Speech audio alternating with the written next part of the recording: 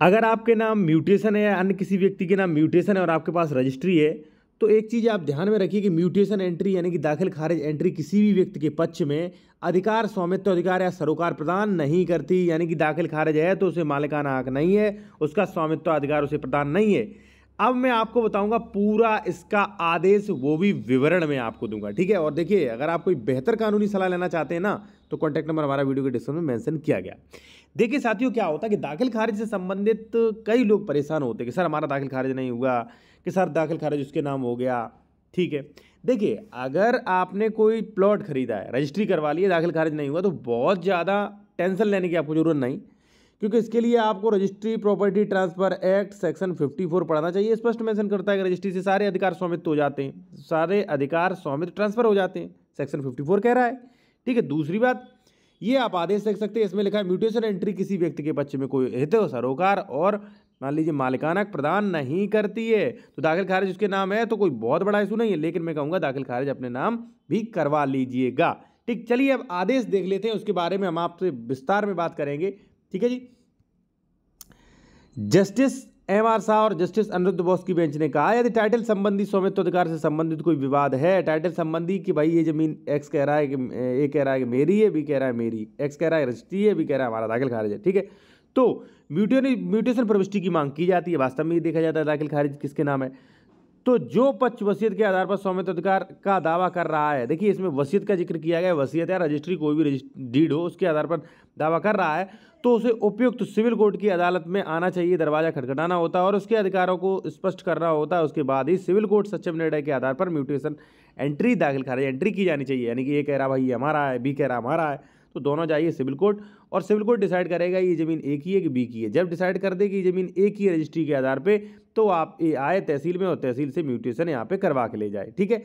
अब साथियों एक चीज़ और देखिए, बेंच ने कहा, क्या कहा दाखिल खारिज के ऊपर वो भी आप जान लीजिए। और यदि आप बेहतर कानूनी सलाह लेना चाहते हैं तो कॉन्टैक्ट नंबर वीडियो के डिस्क्रिप्शन में आपको मिल जाएगा हमारा, ठीक है। देखिए साथियों, यहां पे आप देख सकते हो, जैसा कि हो सकता है कि कानून के तय नियमों के अनुसार म्यूटेशन प्रविष्टि व्यक्ति के पक्ष में कोई अधिकार, स्वामित्व अधिकार या सरोकार प्रदान नहीं करती है, ठीक है।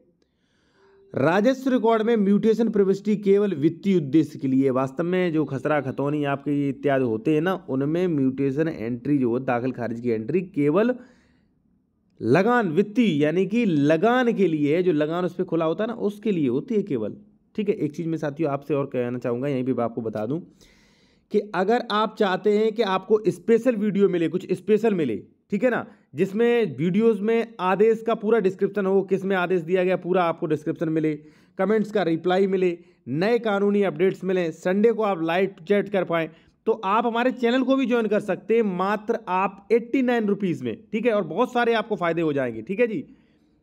अब देखिए क्या कहा है कि लगान के लिए होता है दाखिल खारिज केवल, ठीक है। और यदि टाइटल से संबंधित कोई विवाद है ना, तो विशेष रूप से जब वसीयत के आधार पर दाखिल खारिज चाह रहे हो, वसीयत के आधार पर या दान पत्र के आधार पर या मान लीजिए रजिस्ट्री के आधार पर आप चाह रहे हो और उसमें विवाद वगैरह है, तब टाइटल अधिकार का दावा करने वाली पार्टी को सिविल कोर्ट आना चाहिए, अपने अधिकारों को स्पष्ट करना चाहिए और उसके बाद सिविल कोर्ट के निर्णय के बाद अपना म्यूटेशन करवा लीजिए आप जाके, ठीक है ना, बिल्कुल स्पष्ट कहा है। तो कहने का मतलब ये है कि भाई दाखिल खारिज होना अच्छी बात है। जैसे मान लीजिए जमीन है, ए के नाम दाखिल खारिज है, बहुत अच्छी बात है। कई बार जो है ए के नाम दाखिल खारिज गलती से बी के नाम आ जाती है, गलती से, न बेची है न की, तो 32/38 में संशोधन आप जरूर करवा लीजिए, फिर तो जरूर करवाइए, ठीक है, संशोधन करवा लीजिए। अब मान लीजिए ये एक्स प्रॉपर्टी है, ये थी ए के नाम, बी ने ए को बेच दी, रजिस्ट्री करवा दी, अब दाखिल खारिज बी के नाम रह गया, तो बी थोड़ी नहीं ले लेगा वो प्रॉपर्टी, क्योंकि सारे अधिकार, सारे राइट्स तो ट्रांसफर कर चुका है, वो प्रॉपर्टी ट्रांसफर एक्ट 54 स्पष्ट कह रहा है, ठीक है। तो वहां पे आपको टेंशन लेने की जरूरत नहीं है बहुत ज्यादा, ठीक है।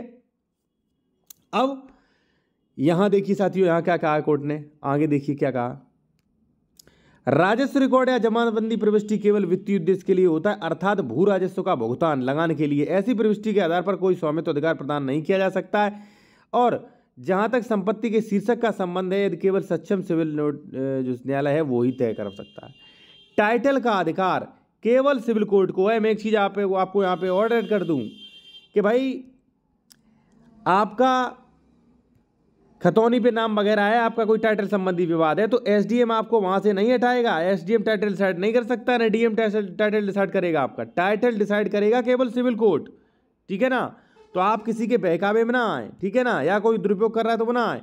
और साथियों, अगर आप कानूनी सलाह लेना चाहते हैं बेहतर से बेहतर, तो कॉन्टैक्ट नंबर वीडियो के डिस्क्रिप्शन में मिल जाएगा आपको। और आप ओनली 89 रुपीज़ में स्पेशल मेंबर बन सकते हैं इस चैनल के, जिससे आपको रिप्लाई, स्पेशल वीडियो, तमाम सुविधाएं मिलेंगी आपको।